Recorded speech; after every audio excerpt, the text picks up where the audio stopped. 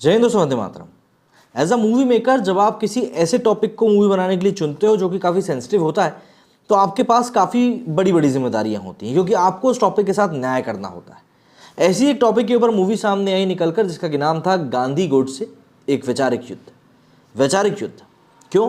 क्योंकि यहाँ पर जो कहानी दिखाई गई है जिसमें कि महात्मा गांधी बच जाते हैं और फिर उसके बाद जेल में नाथूराम गोडसे और महात्मा गांधी की मुलाकात होती है, फिर दोनों के बीच में जो भी विचारों का आदान प्रदान होता है वही इस मूवी की मेन थीम है। लेकिन ये मूवी उसी एक मुद्दे के ऊपर फेल होती हुई दिखाई दी है।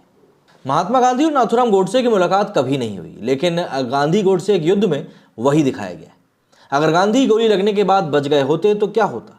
अगर महात्मा गांधी और गोडसे की मुलाकात हुई होती तो उनके बीच किस तरह की बातचीत हुई होती? फिल्म का सब्जेक्ट थोड़ा अलग है लेकिन मुद्दा वही दिखाया गया है। ये फिल्म हॉलीवुड से शुरू हुए नए प्रयोग व्हाट इफ जैसी फिल्म है। मतलब कि ये कि इतिहास की एक ऐसी घटना सोचती है जो घटित हुई ही ना हो। कहानी देश के बंटवारे से शुरू होती है। गांधी आमरण अनशन पर हैं। गोडसे को लगता है कि गांधी मुसलमानों का पक्ष ले रहे हैं और अगर वो जिंदा रहेंगे तो वे आमरण अनशन के जरिए लोगों को अपनी बात मनवाते रहेंगे। फिल्म को कल्पना में ले जाया जाता है। गांधी को गोली लगती है लेकिन वो बच जाते हैं और इसके बाद शुरू होता है गोडसे से मुलाकातों का सिलसिला। वो गोडसे को माफ़ कर देते हैं और उससे मिलने जेल जाते हैं। गांधी की अपनी एक अलग विचारधारा है और गोडसे की अपनी एक अलग विचारधारा। देश को आज़ादी मिल चुकी है लेकिन अभी भी असल मायने में लोग आज़ाद हुए नहीं।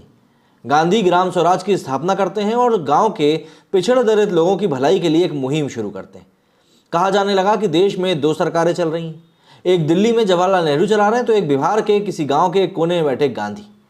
गांधी चाहते हैं कि उनको उसी जेल में बंद किया जाए जहां पर गोडसे को बंद किया गया है। फिल्म की कहानी के मुताबिक गांधी को अपनी बैरक में देख गोडसे चौंकता है।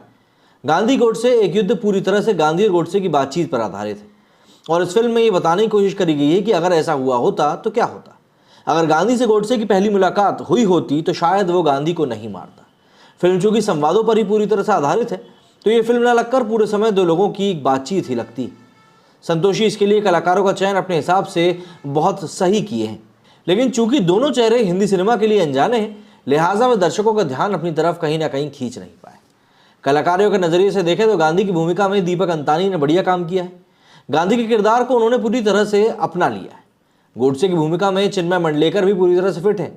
बस दिक्कत दोनों के साथ एक ही है कि वे सिनेमाई करिश्मा नहीं रखते। गांधी और गोडसे के इन किरदारों को निभाने वाले कलाकारों ने आपसी तालमेल बढ़िया दिखाया है। राजकुमार संतोषी की बेटी तनीषा संतोषी की भी इस फिल्म से सिनेमा में बोनी हो गई।